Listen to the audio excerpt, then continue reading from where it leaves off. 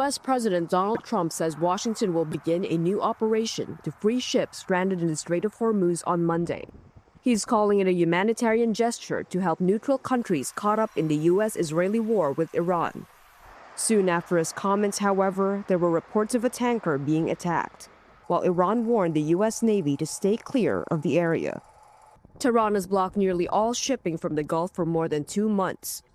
Last month, Washington responded by imposing its own blockade on ships leaving Iranian ports. In a Sunday post on Truth Social, Trump said the United States had told affected countries it would guide their ships safely out of restricted waters so they could get back to business. It was not immediately clear which countries the U.S. would aid or how the plan would work, though Trump warned that any interference with the operation would be met forcefully. It all comes as Iran reviews a U.S. response to its latest peace proposal. State media say Washington's reply was delivered through Pakistan, though this has not been confirmed by U.S. officials. Tehran has proposed ending the war and resolving the standoff over Gulf shipping first, while pushing talks on its nuclear program to a later stage. Trump has signaled he is unlikely to accept that, saying Iran has not yet paid what he calls a sufficient price.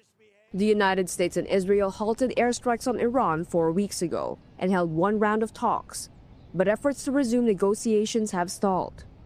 Washington has insisted Iran must accept strict limits on its nuclear program before the war can end, including giving up its stockpile of highly enriched uranium, a demand Iran rejects.